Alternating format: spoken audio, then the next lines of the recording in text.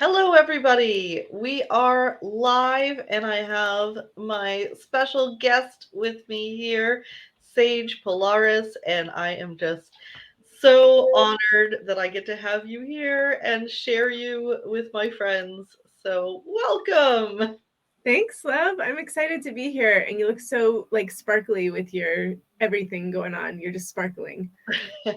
Thank you. Yeah, you're welcome. So I met Sage when she was doing a taping for her color coded copy system class, which with words like that, I just absolutely had to sign up. And I think you just finished wrapping another one. I did. We just finished another filming. I usually do one a year. This year I did two. So you and I met at the January one. This last one in May, we had over 3,700 people sign up, which is very exciting and wild. Oh my goodness. Yeah, I didn't think it had been a year since I did it. No, yeah, this year, I had some really solid partners who wanted to help me promote it. And so I went ahead and did it another time this year.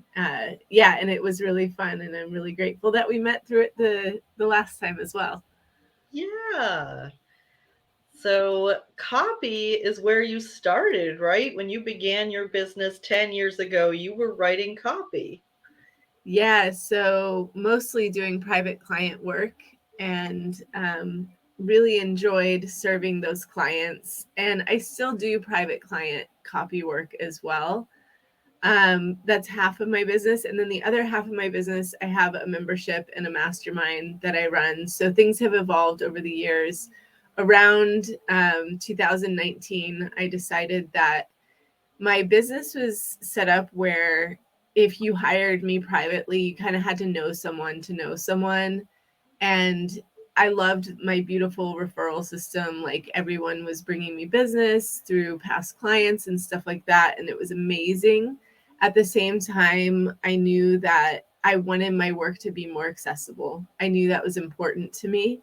So in 2019, I made the conscious decision to start growing my audience, to start doing more low cost offers, because leading up to that, everyone had to, pay thousands of dollars and purchase my high ticket only. So in 2019, I started making more low cost offers, making my work more accessible. And it's been beautiful. It's a whole other business model and a whole separate revenue stream that has to be managed. So I'm glad I waited, to be honest, because a lot of my peers early on had gotten burnt out on their private client work and wanted to go straight into having a course. And to me, both business models need just as much of attention. I know that in the marketing world, we hear a lot like stop trading your dollars for hours. Or did I say that right? Hours for dollars, whatever it is. Or that like courses are the way to like solve all your Yeah, do the business one to problems. many instead of the one to one to scale. Yeah, I love the idea of it, but me personally, I think that they're just as much work. Like it's a different type of work for sure, but audience build, there's nothing really passive about that. Like you have to do a lot to get an audience interested in your offer to be able to sell at scale. So I take a little bit of a different outlook on it, and not to make everybody else wrong. Like it's just for me personally, I found that I needed the solid piece of my business, the private client work, to be able to then create those other revenue streams. That made me the most comfortable. So I'm one of those people who's not like an all or nothing. It's like I like both worlds, and I'm really grateful to be in both worlds. I really like too that because you took your time with that, you were able to bring in a lot of resources that you had created for your private clients to help people do it themselves, like all of your standard operating procedures and your templates, that you could bring those to more people because you had refined them with your private clients over years. Yeah, totally. I hired a project manager the second year in my business when I was still just exclusively working with private clients. And so I knew the power of those tools, and I love being able to teach that to people.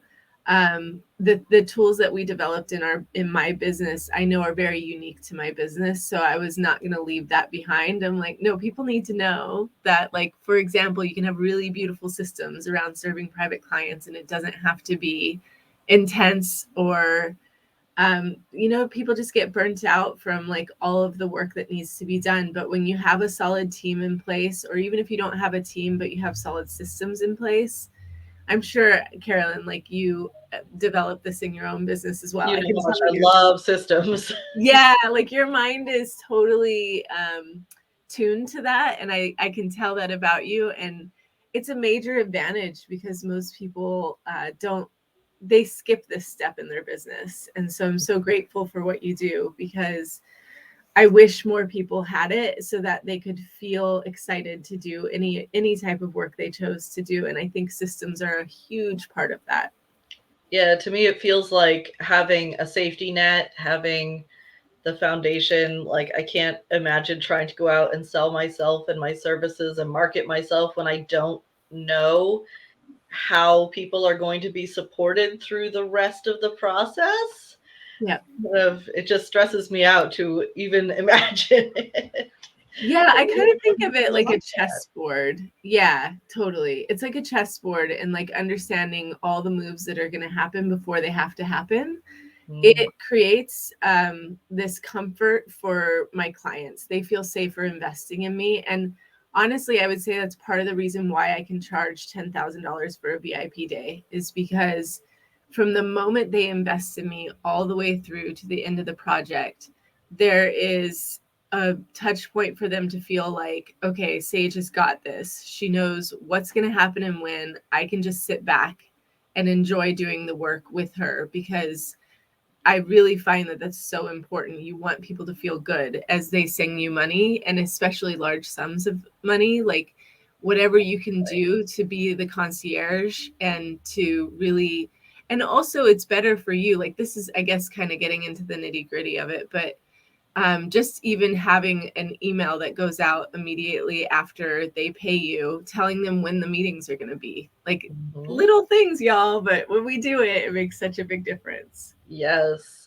And I like to say having a clear system for your marketing is helpful for everybody. It's like it helps your clients because they feel taken care of, and it helps you to not feel stressed. You know what's happening. Like, it works so well for everybody's peace of mind. Yeah, 100%. And so I'm thinking on the course creation side now too, because that was more about service providers and making sure they know what's happening when. But even something simple as having a purchase confirmation email go out as soon as they buy. You don't have to do that, but it makes someone feel so good that they're like, okay, I just put this money into Sage's. Right now I have my copy starter kit that's available today until 3. And immediately when they buy, they get an email through our automated system that says, like, here's how you log in, here's how you get everything you just bought. And again, I think that these little systems make such a huge difference in people wanting to buy from you the first time, but also make money with them for decades to come, because I've been in business for 10 years and I know what it takes to make someone feel comfortable. And so that's why I love also like how you support people through their funnels. Oh, my little one. Honey, I'm on a call. I can't right now. Love you too. My pantless co-host made an appearance. I usually have the same, but he is actually at school today. We have It's funny because 3 more days. Oh, blessings. That's awesome. It's funny because when he came by, I thought it was in your background. I was like, that's not, oh, that is my background. My son looks more like you. My son is blonde. Aww. After his dad. That's sweet. I love it. Anyways, back to systems. I find they're so important. And I'm really grateful to be able to be at a place in my business where I feel like I have all this set up. And it's, it takes time and investment and all of those things. It's not something that happens overnight, but I do find it's really important for people to feel comfortable when they invest in you.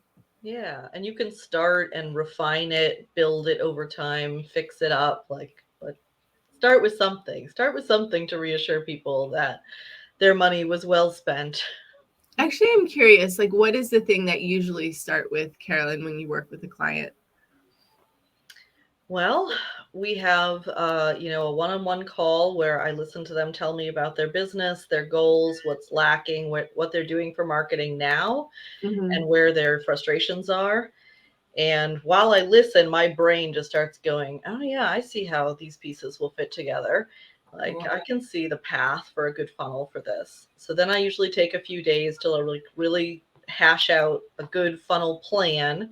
We get on a second call. I show them the plan. I tell them the timeline that it would look like to work with me, the cost to work with me.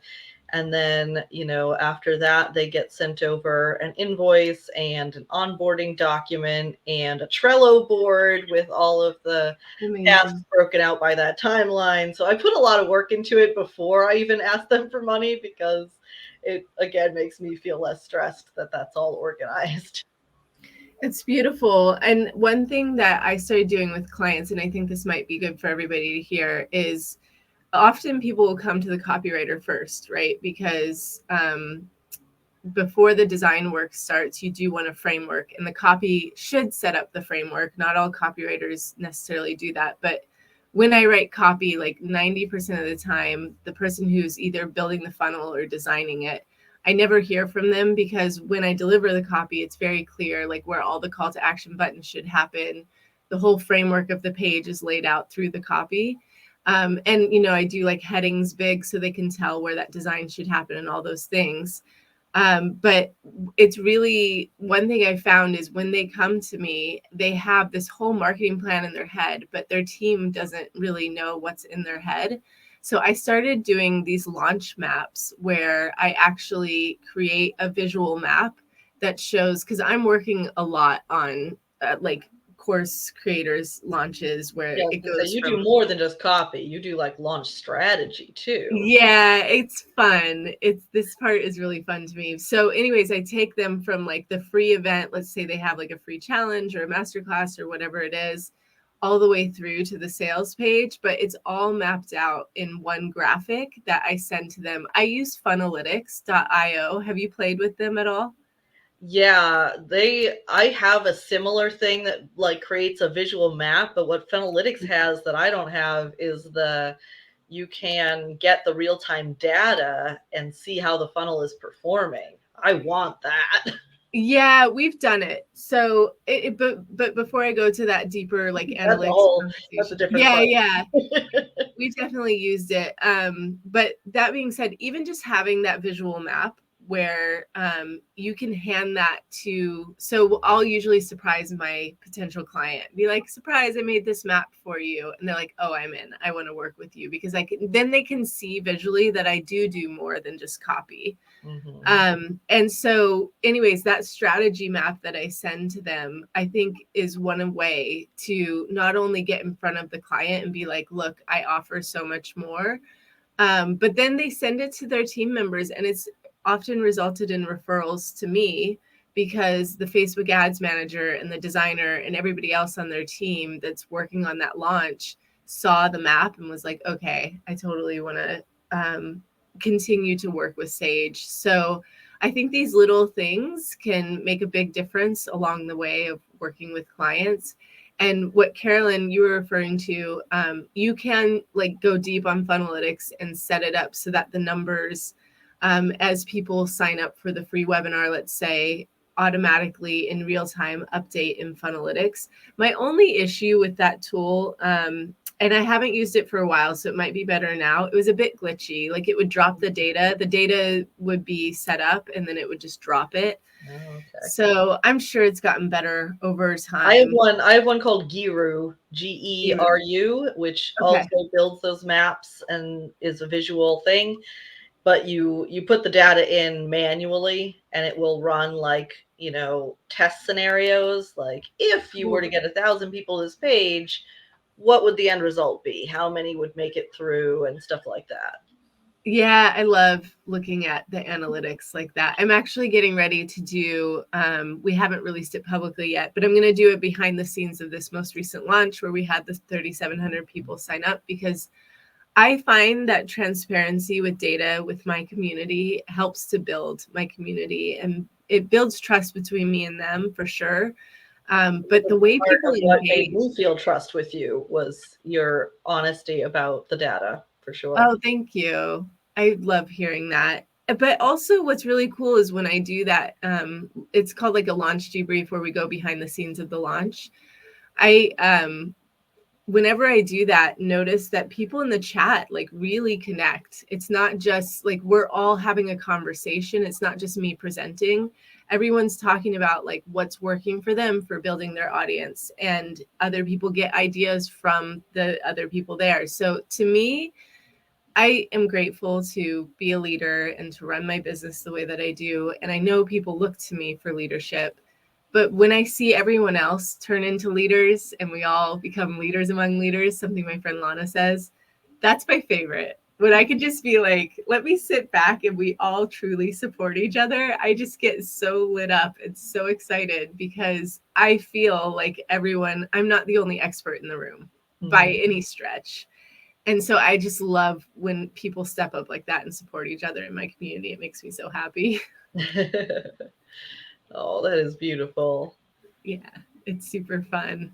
And Such a great job with bringing in traffic from a wide variety of sources, because diversity is so important in that respect. And people get stuck on like, I have to use paid ads, or I have to get it all organic because there's some cachet in being all organic. But you're really bringing in the three major kinds of traffic. You're using organic, you're using paid, and you're using referral partners. So you've got all of those working together to create a nice, diverse ecosystem for your traffic. yeah, this last round we had, I think, 75% organic and 25% paid. And I do prefer to test those different channels versus just being dependent on one. Because honestly, each time it changes. Sometimes I'm really strong in getting people to come into my free training from Facebook groups, for example, but sometimes they don't really go and bring in as many people as I think they will. I wish that those variables were more controllable, but they're just not. So I found, like you said, having that diverse reach has really helped my business to be sustainable. Because I know people love to tout, especially like, let's say if they have a podcast agency, they're like, oh yeah, podcasts are the best place to build your audience. But we have to be careful of saying that, I think, at least from what I've seen. Like, please prove me wrong that you can get it exclusively from one place and be fine. I think what it is understanding your personal strengths in the way that you market on different channels. And then definitely leaning heavily on those things that you know work for you, but not being fully dependent on them. That has worked best for my company, and to actually track the data, because I know we shy away from numbers, but I love. Especially as creative types. Yes, it's normal to like, in the beginning, just kind of throw things out there and see what works for you. But I think over time, and why I do this like behind the scenes launch debrief that I'm getting ready to do, is because I know the importance of actually looking at the numbers. And I personally feel that if there's two reasons to do it, like one, your business will burn you out if you're not actually tracking data and you're not looking at what's working, because you're just going to keep trying everything and then you're going to wonder why like certain things aren't working. But if you have the data to back that and understand that, it makes a world of difference, because then you know where to focus your efforts and it protects you from burnout. I literally was telling a client this right now. Like, I have this one client I've worked with for 2 years. They went from multiple 6 to multiple 7. And I was like, you can keep growing, but at what expense? Because if we don't look at your data, you're going to just continue to do everything everyone's asking you for. And they have a huge community, like 17,000 people on their email list. I was like, that is the fastest path to burnout, because you're going to want to please everyone and you don't want to do that at the expense of yourself. It's a beautiful business that they've built, and I'm so happy that we've been so profitable. But over and over, I've been like, we really need to look at the data together, and they're finally doing it. So I'm very excited. So good. Yeah, Yeah, because that's a really surprising tip and really helpful because burnout is a big concern for me, I know, and to think, oh, I would never expect that the thing that could help prevent it is to really look at my data. I love looking at data. I love looking at analytics, but I didn't think about it in terms of when I can see my wins so clearly, then I know where to use my limited resource of energy and attention. yeah, totally. That's what it is. Like, and I don't know if it's a limited resource of energy and attention for me. It's more so like knowing that I want to focus on taking a lot of time off because that's a priority to me in my business. I take 4 months off every year. So if I'm going to only be present for those other months, then I need to decide where is my energy going to go and be very discerning. And I think that's something that over time, obviously I didn't come out of the business womb taking 4 months off. Like it took me time to get there.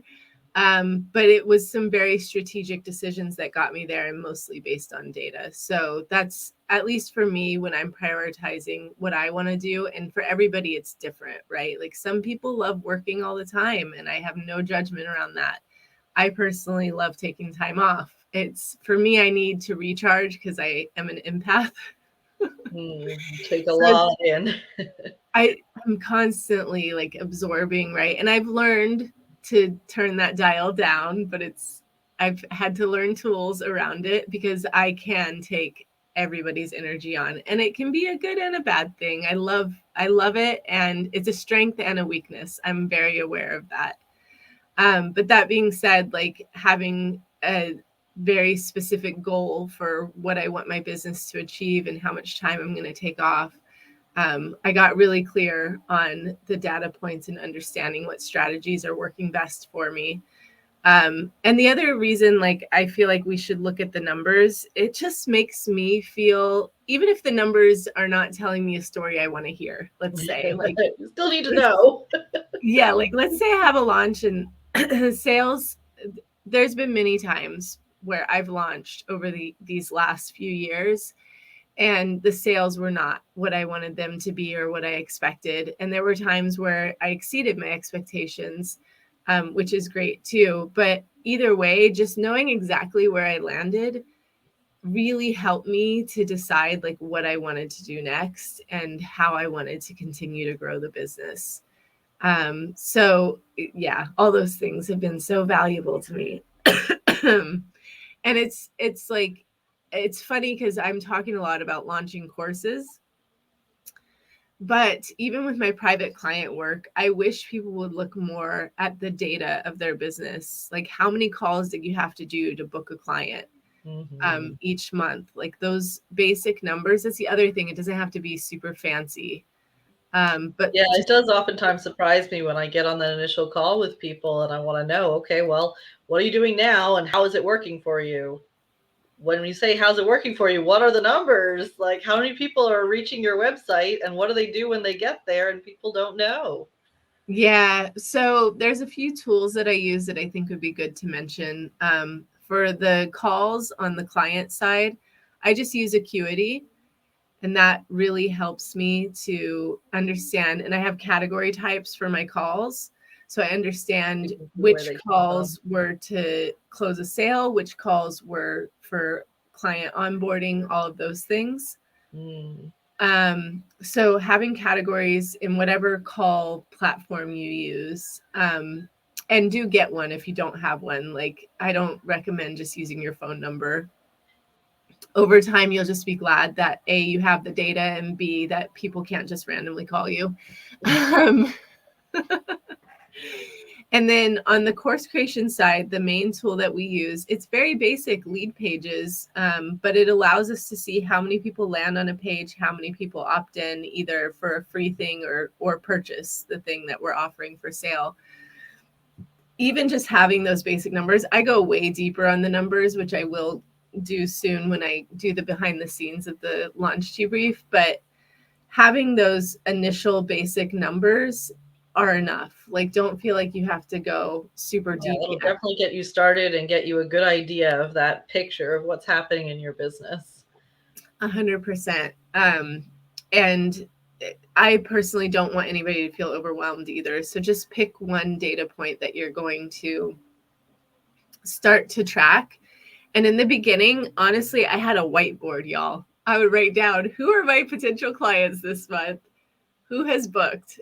And how many more do I need to book? Like super basic. And I still use a lot of spreadsheets where it's just knowing the basics of like who bought what customer purchased what product, looking at those numbers as well. I was just doing it this morning with Yeah, my it's nice to bookkeeper. see, where did they come in? When did they come in? How long were they in your world before they purchased something? Those are really fun numbers to look at and encouraging numbers, I think, because as a funnel builder, I see a lot of people who are very fixated on the immediacy. Like, how can I get people buying right now?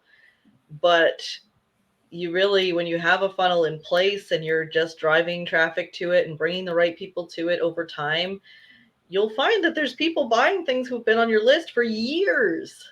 Yeah, I have that all the time. People will write me and tell Nurture me. takes different amounts of time, and you have the space for it when you have those systems in place. Totally. And it's fascinating too. Like I use ConvertKit for my email platform, and it will show you per customer, like all the emails that have gone to them over the years, whether or not they opened particular emails. I love looking at that data. It's rare that I'll go in and do it, but if I'm interested to know like more about someone who joined my mastermind and how long they have been in my world before they purchased the mastermind, because I'm getting on, I think I'm in my 4th round of running it. But yeah, I love seeing like how long did it take them before they decided to purchase this thing from me. It's really interesting to look at and fun to see as well. And in the beginning, like you may not have all this data to look at, but over time it'll build up and you can start to check it all out. Yeah, and that's when you start seeing those patterns emerge.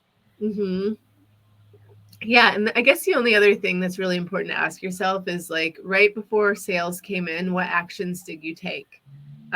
Were you active on social media? Were you sending an email out? Were you in a Facebook group? And just understanding where those people come from. I know we've looked at some of that data in your business, Carolyn. It's been really fun to see how you've developed your business. And how long have you been in business now? Remind me. 2 years. Amazing. Pretty Yeah. recent. Amazing though. And I feel like internet years are like dog years. Like it's been 2 years, but it's more like 14 if you multiply each year by 7. It does feel that way. It feels kind of both ways, because I still see those people on social media that are bragging about how quickly they made huge amounts of money and their businesses, they made $1 million and they haven't even been in business a year. And then I start feeling discouraged, like, man, I must be really bad at this. And so I have to remember to take a step back and look at, wow, I have actually come a really long way from somebody with no education in marketing, no like corporate network. Like, I was working at a grocery store before I was doing this.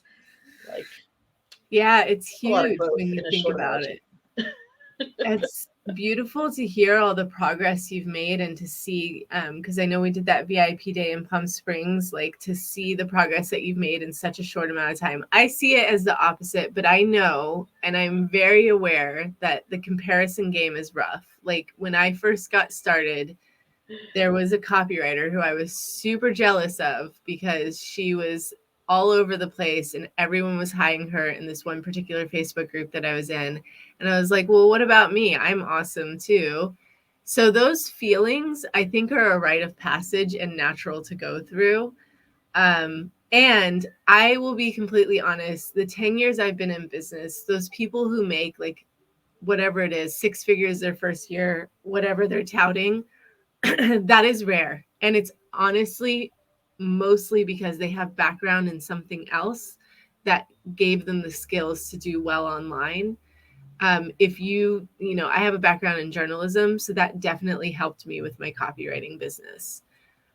People who have media background, journalism background, anything like that, they tend to do really well online faster than others because they've been putting the years in. It just doesn't it's like they just mentioned the one part of like, oh, my online business. But I'm like, yo, tell me what your real background is. Because I know that you are making money, this much money and this quickly, because either A, you're lying, or B, which does happen. Like, you have to vet people. You don't know if they're telling you the truth. Or if they're finding ways to kind of fudge it, not telling you the debt they Like, went what's your to profit margin? Don't just tell me how much money you make. Like, tell me your profit margin.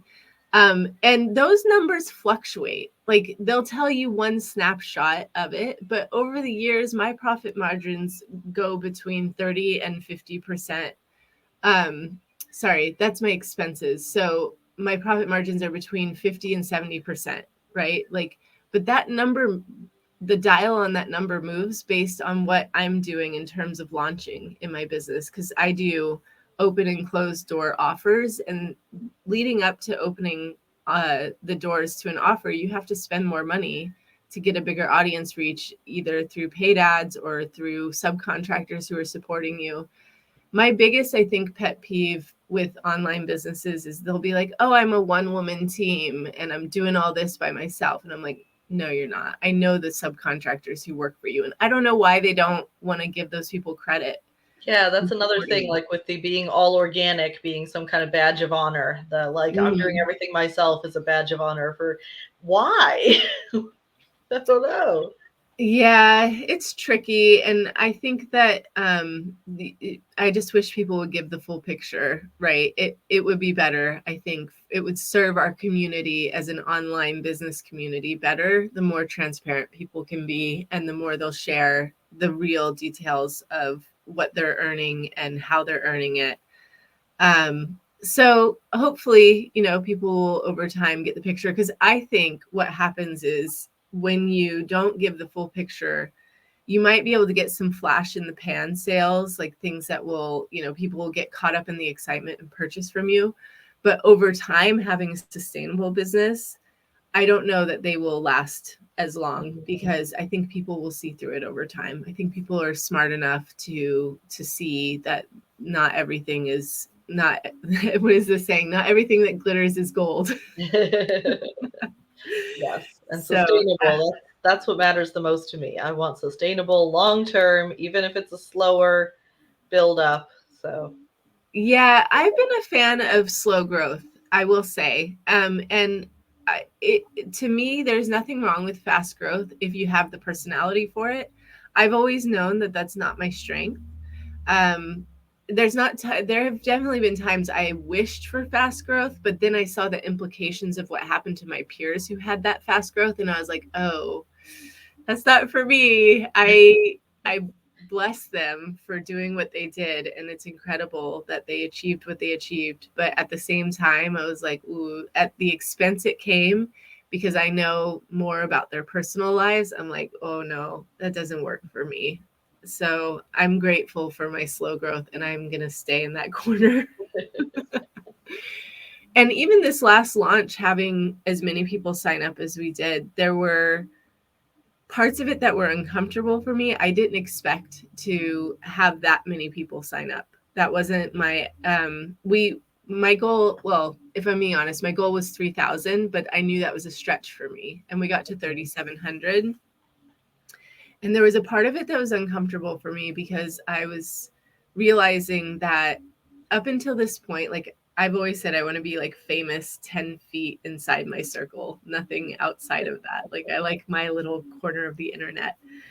But I realized, like, if I grow, and as I grow beyond this, people are going to start researching me more and like looking for things and all of that. yeah, And getting some more real fame and all of the downsides of that.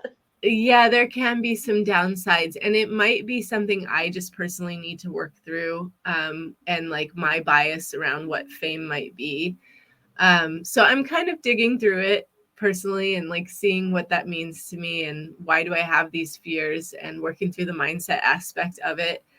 But I definitely think that the bigger your reach, things change, right? Like the way that you can show up online, the way expectations people have of you, all of those things change.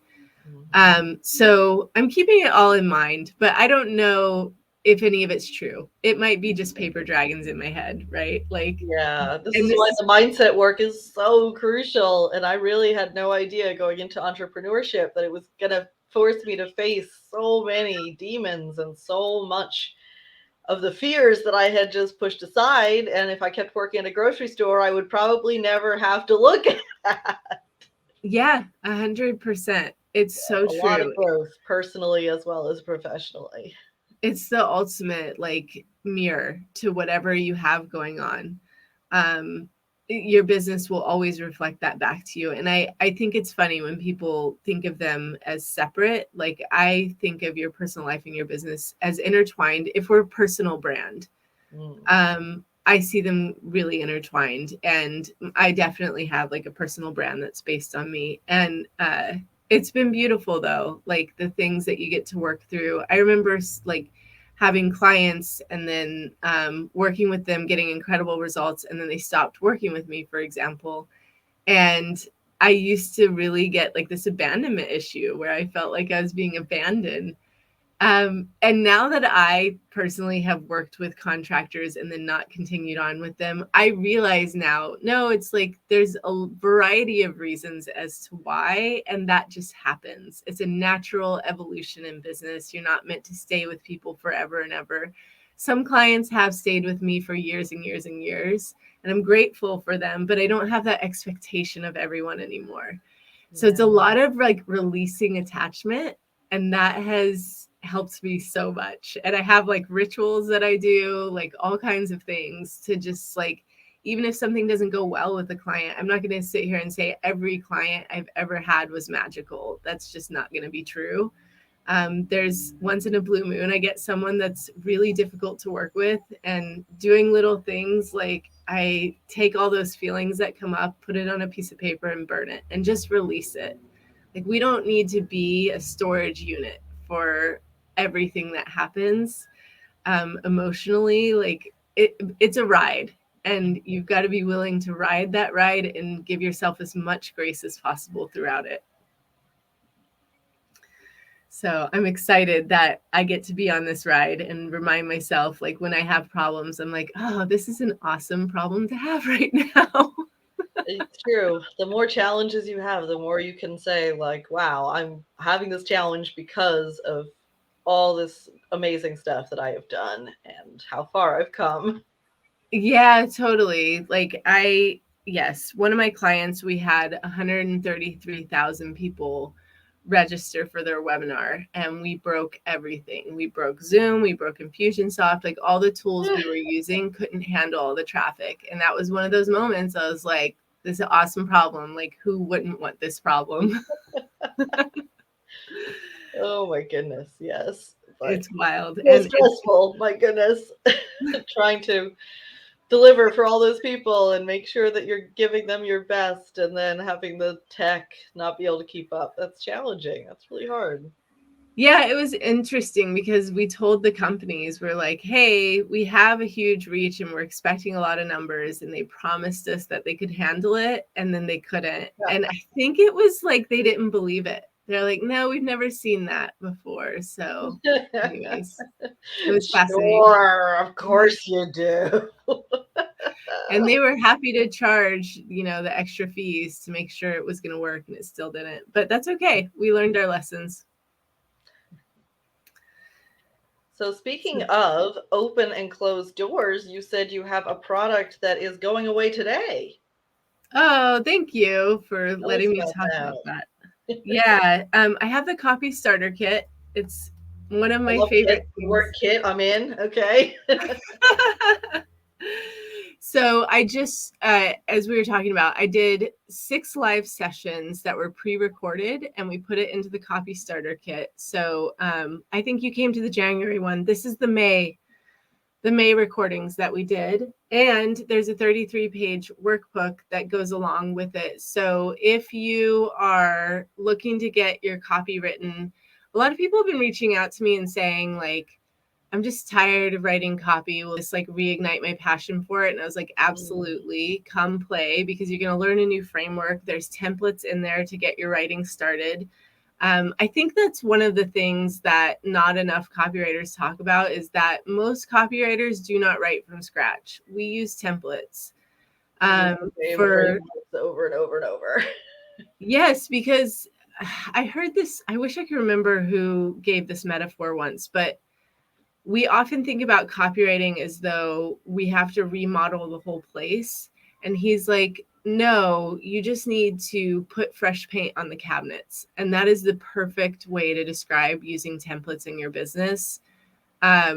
There's the strategies that are proven and underpinned that work in each of these templates. Like, where do the call to actions go? That never changes.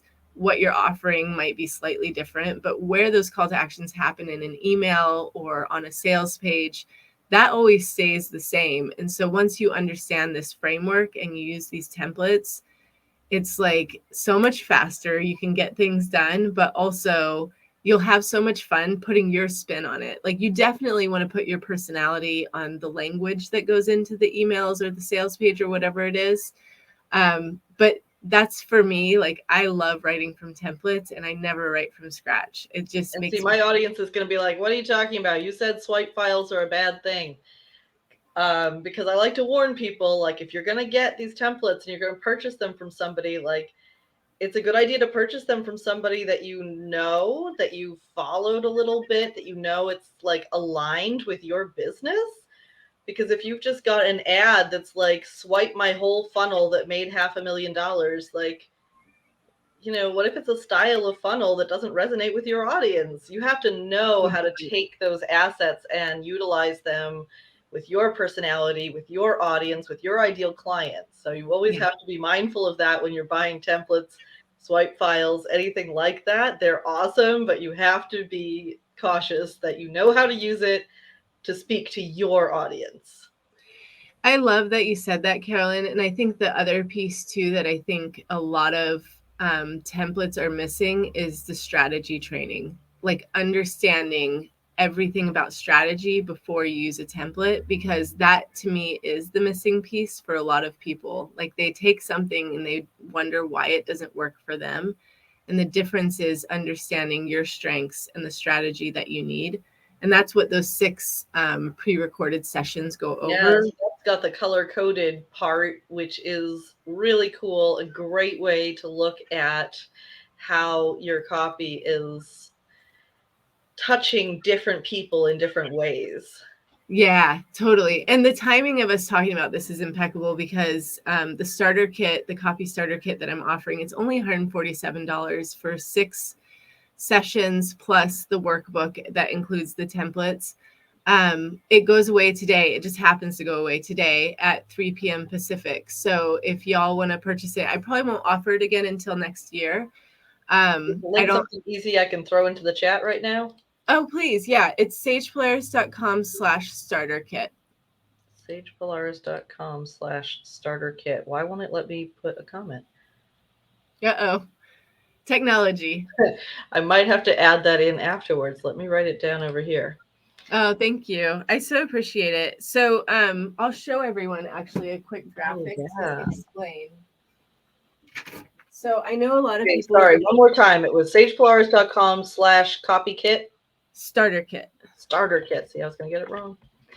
Okay. Thank you. I appreciate you. By the way, I love your logo is up here and all that stuff. Anyways, I'm getting distracted. I was going to show everyone this. So a lot of times people teach copy up here, but they forget to teach the strategy between audience and offer before you start writing your copy. So this is a perfect example of what Carolyn and I are talking about visually, to understand, like, if you took a swipe file before it didn't work for you, make sure that you're getting training on those other 2 things, the audience and the offer, before you start using the templates, and it will make a world of difference. Mm-hmm. Yeah. Yes. So it's fun. And I'm grateful. And like, lots of people have already bought this and used it and are sending me messages that they booked out their offers, and it just lights me up like no other. That is awesome. I definitely of the little thank you short email suggestion when I did the class, and I was like, oh, that's smart. Things Oh, things I hadn't thought of. yeah. And I'm so grateful you were part of that community. It was so fun to see what you contributed to everyone. And it's just everybody comes in there and lifts each other up, and it makes me so happy. So if you get the starter kit, you'll see what I mean, just from everybody interacting with each other in there. And we even like save the chat because there's such valuable information, like everyone's sharing tools with each other and supporting each other, and it makes me so happy to be a part of a community that loves to lift each other up. I love and sharing without you, and I love that you've fostered that kind of community. Thank you. I appreciate it. You know, you're breaking up a little. Just a heads up. Fading in and out. So I guess it's time to wrap things up. I think so, but this was so fun. I'm sorry it's breaking up at the end. I'm really glad that we got to play though, Carolyn. Thank you for having me. Is there anything else like people before we go? No, just if you decide to get the starter kit, or even if you don't, you can reach out to me and say hello. I'm active on Facebook. Instagram is my favorite place to hang out. I'm at Sage Polaris. So find me over there or on Facebook, and I would love to connect with your community. Someone created an kind of like an infographic on Instagram of this framework we talked about, the color-coded copy system. It's called this, it says The Simpsons on it. You'll see it on my Instagram. It's like right at the top in my feed right now. Go check that out. Like, go look at that resource, because if you want to get like a quick briefing on the framework that I teach, you'll love it. And I'm so grateful that someone went and created that for me. It kind of blew my mind. Like, this is what I'm talking about. I'm a leader among leaders. Like, this incredible media company went and created this whole thing about my framework. So please go check that out on Instagram if you like hanging out over there. All right. Well, thank you everybody for tuning in. And I'm sorry if you are listening to this on a podcast or on YouTube, you're too late for that offer, but I'm sure Sage will have something else awesome for you. So check out what she's up to on Instagram to see whatever the current thing is. You know, I'll give everyone, since I know this is going to be released later, if you go to sagepolaris.com/increase your impact, if the time has already passed for the starter kit, you can also grab my triple email open rates template, and that's free and you can get it anytime. Fantastic. Okay. Yeah. Thank you. My pleasure, love. All right.